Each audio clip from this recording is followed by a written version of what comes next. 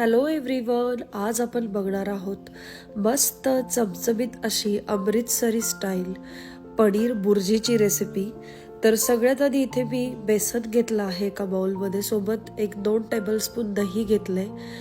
ते बाउल थोडं छोटं वाटलं म्हणून मी दुसऱ्या बाउलमध्ये काढून घेतलंय। कश्मीरी लाल मिरची पावडर घातली आहे, यामध्ये हळद घातली आहे, कसुरी मेथी घातली आहे आणि हे छान मस्त फेटून घेतलं आहे दही बेसनामध्ये।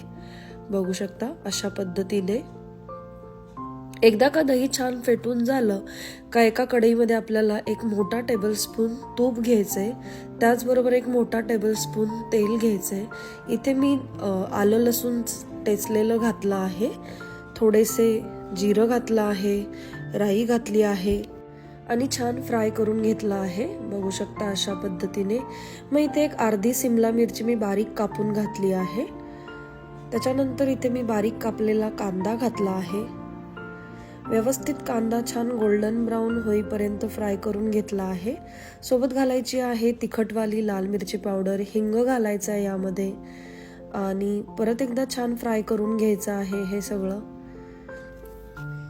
आणि यामध्ये घालायचा आहे किचन किंग मसाला, परत एकदा छान व्यवस्थित फ्राय करायचा आहे। आणि जी आपण दह्याची पेस्ट करून घेतली होती आधी, ती पेस्ट आता यामध्ये घालायची आहे। सगळी पेस्ट मी यामध्ये घातली आहे आणि व्यवस्थित छान फ्राय करून घेतली आहे कांदा आणि सिमला मिरची बरोबर। आणि यामध्ये मी आता एक अर्धा ग्लास पाणी घातलं आहे आणि परत एकदा व्यवस्थित सगळं मिक्स करून घेते आहे। एकदा का हे छान मिक्स झालं का यामध्ये एक अर्धा टोमॅटो बारीक कापून घातला आहे मी, ते देखील छान मिक्स करून घ्यायचं आहे टोमॅटो घातल्यानंतर। बघू शकता अशा पद्धतीने। मग झाकण ठेवून एक लो फ्लेमवर 20 मिनिटासाठी हा मसाला शिजून घ्यायचा आहे। झाकण काढायचंय, चवीनुसार मीठ घालायचंय यामध्ये आणि इथे मी किसलेलं पनीर घातलं आहे। एकूण पाव किलो पनीर असेल, 250 ग्रॅम। आणि परत एकदा छान मिक्स करून घ्यायचं आहे हे व्यवस्थित पनीर घातल्यानंतर। बघू शकता अशा पद्धतीने।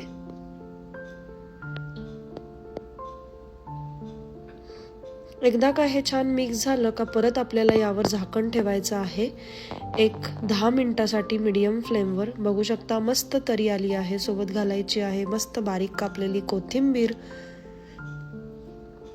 आपली छान अशी अमृतसरी स्टाईल पनीर बुर्जी रेडी आहे। नक्की करून बघा, चपाती असो किंवा नान असो खूप भारी लागते, भातावर पण खूप छान लागते। तुमच्या घरात सगळ्यांना आवडेल। एकदा अशा पद्धतीने ही अमृतसरी पनीर बुर्जी नक्की बनवून बघा। Thank you for watching.